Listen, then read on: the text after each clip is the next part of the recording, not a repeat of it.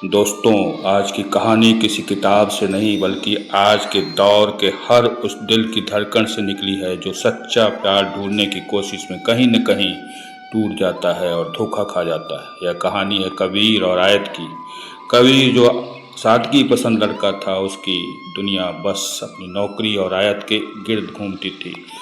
और आयत जिसकी आंखों में एक अजीब सी कशिश थी, जिसे देखते ही कबीर अपना दिल हार बैठा था।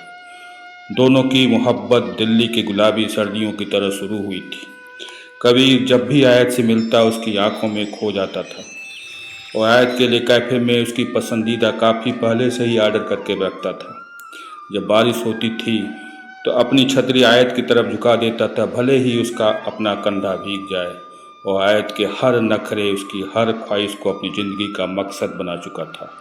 कबीर को लगता था कि उसकी मोहब्बत का सफ़र अब सीधे शादी के मंडप पर जाकर ही रुकेगा। लेकिन दोस्तों, आज के दौर के इस चमक दमक वाली दुनिया में कबीर एक बात भूल गया था कि हर चमकती चीज़ सोना नहीं होती। हर चमकती चीज़ सोना नहीं होती है, यही बात वो भूल गया था। एक शाम जब मौसम बहुत सुहावना था, कबीर ने आयत को सरप्राइज़ देने के लिए एक खास रिंग खरीदी थी। वह उसे प्रपोज करके सीधे शादी की बात करना चाहता था। उसने आयत को फ़ोन किया, लेकिन उसका फ़ोन बिजी आ रहा था। कबीर मुस्कराया और सीधे उसी कैफ़े में पहुंच गया जहां वो अक्सर मिला करता था। वहां का नज़ारा देखकर कबीर के हाथों से रिंग की डिब्बी छूट गई, नीचे गिर गया। आयत वहाँ बैठा था, आयत वहाँ बैठा था, आयत वहाँ बैठी हुई थी, लेकिन दोस्तों, कबीर के लिए नहीं। उसका हाथ किसी और लड़के के हाथ में था। कबीर ने अपनी ज़िंदगी में कभी आयत के चेहरे पर वो बड़ी सी मुस्कान नहीं देखी थी जो उस वक्त उस नजनबी के लिए थी। कबीर ने भारी कदमों से उनके पास जाकर पूछा, आयत, आयत, ये सब क्या है? ये तुम क्या कर रही हो? आयत के चेहरे पर कोई डर नहीं था और न ही कोई पछतावा था। उसने बड़े ठंडे अंदाज में कहा, कबीर, लुक, प्लीज लुक। तुम एक अच्छे लड़के जरूर हो, लेकिन प्रैक्टिकली में सोचो, तुम्हारा और मेरा कोई फ्यूचर नहीं है। इसके पास तो सब कुछ है जो मुझे अपनी लाइफ में चाहिए। प्लीज अब मुझे छोड़ दो, अब ड्रामे मत करना और मुझे भूल जाओ। अब मैं तुम्हारे रास्ते से हट जाऊंगी।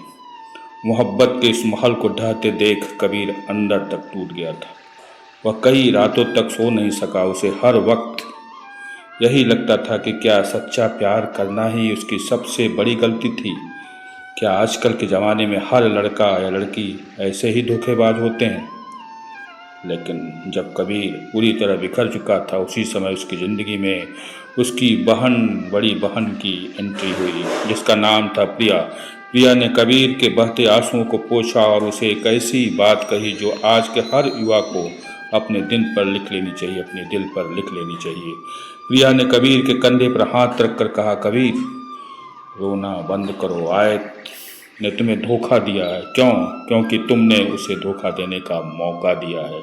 तुमने उसे मौका दिया है, इसलिए धोखा खाए हो। आज के ज़माने में अगर प्यार के में वफा चाहिए तो दिल के साथ साथ दिमाग की खिड़की भी खुली रखनी चाहिए। हाँ, ये ध्यान रखो कि दिल के साथ दिमाग की खिड़की भी खुली रखो। कबीर ने यह बात नोट कर ली और आज की जनरेशन को धोखे से बचने के लिए प्रिया ने 3 जादुई नियम समझाए।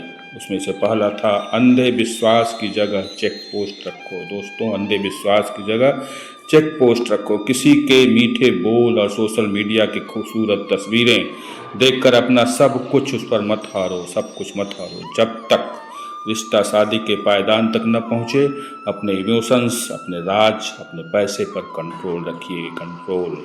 कमिटमेंट। दूसरा है कमिटमेंट का इम्तहान। अगर तुम्हारा पार्टनर सिर्फ वर्तमान में तुम्हारे साथ घूमता फिरता है, तुम्हें पसंद करता है, लेकिन जब भी तुम भविष्य या शादी की बात करते हो तो वो बात टाल देता है, जिसका मतलब समझ लो कि वो सिर्फ और सिर्फ तुम्हारा इस्तेमाल कर रहा है। समय रहते ऐसे रिश्ते से तुरंत बाहर हो जाओ। ये बात ध्यान रखो, ऐसे रिश्ते आगे नहीं बढ़ने वाले हैं। और तीसरा दोस्तों ये है कि खुद से मोहब्बत पहले करो। खुद से मोहब्बत पहले करो। जब तुम किसी को अपनी ज़िंदगी का भगवान बना देते हो ना, तो वे तुम्हें इंसान समझना बंद कर देते हैं। ये बात याद रखिए कि जब तुम किसी को भगवान की तरह मानने लगते हो तो वो तुम्हें इंसान भी नहीं समझते। प्यार करो, प्यार करो, लेकिन अपने आत्मसम्मान की कीमत पर कभी नहीं। अपने आत्मसम्मान की कीमत पर कभी प्यार मत करो दोस्तों। कबीर को दीदी की बात समझ आ गई। उसने अपनी आंखों के आंसू सुखाए और खुद से एक वादा किया कि अब वो रोएगा नहीं, बल्कि खुद को इतना काबिल बनाएगा कि धोखा देने वाले को अपनी औकात समझ आ जाएगी। कबीर ने अपने काम पर ध्यान दिया। उसने जिम जाना शुरू किया, किताबें पढ़ी और अपनी ज़िंदगी को एक नया मुकाम देने लगा। एक नया मुकाम। वक्त बदला और 2 साल बाद कबीर की ज़िंदगी में अनन्या आ गई। अनन्या सादगी से भरी थी, एक सीधी सी लड़की थी, लेकिन इस बार कबीर ने जल्दबाजी नहीं की। उसने अनन्या के साथ वक्त जरूर बिताया, उसके विचारों को समझा, दोनों के परिवारों को हर इस रिश्ते में शामिल किया। कबीर ने देखा कि अनन्या उसके उतार चढ़ाव में उसके साथ खड़ी थी, न कि सिर्फ दिखावटी, बल्कि वह दिल से खड़ी थी। यही उसकी सबसे बड़ी खासियत थी। दोनों ने बहुत ही सादगी और सम्मान के साथ शादी कर ली। आज कबीर जब अनन्या का हाथ थामकर शाम की चाय पीता है तो उसे एहसास होता है, उसे समझता है कि पुराना धोखा दरअसल एक सबक था, उसके लिए एक सबक, जिसने उसे आज की इस सच्ची और खूबसूरत मोहब्बत के काबिल बनाया। सचमुच दोस्तों, आज ये सच्ची और खूबसूरत मोहब्बत के काबिल उस धोखे के कारण ही हुआ। तो दोस्तों, आज के दौर में धोखा मिलना तो एक आम बात है। ये ध्यान रखिए, धोखा मिलना तो एक आम बात है। आपको धोखा मिलेगा, लेकिन इसका मतलब यह नहीं कि सच्चा प्यार वजूद में नहीं है। सच्चा प्यार आज भी है, आज भी। बस अगली बार जब किसी से दिल लगाइए तो आंखों पर पट्टी मत बांधिए। हाँ दोस्तों, आंखों पर पट्टी बांधकर प्यार मत कीजिए, क्योंकि जो सच में आपका होगा उसे आपकी सादगी से प्यार होगा। आपकी सादगी से प्यार होगा, आपसे प्यार होगा। वो अपने आपकी सहूलियत से नहीं, वो अपनी पूरी ज़िंदगी आपके साथ जोड़ने की इच्छा रखेगा और आपके साथ जुड़ेगा। तभी आप प्यार कीजिए। अगर आपको दोस्तों यह कहानी अच्छी लगी हो तो लाइक ज़रूर कर दीजिएगा, और चैनल पर नए हैं तो सब्सक्राइब ज़रूर कर दीजिएगा। यह मेरा रिक्वेस्ट है दोस्तों, सब्सक्राइब ज़रूर कर दीजिएगा, जिससे आपको नई कहानी इसी ढंग की सीख मिलती रहे। धन्यवाद।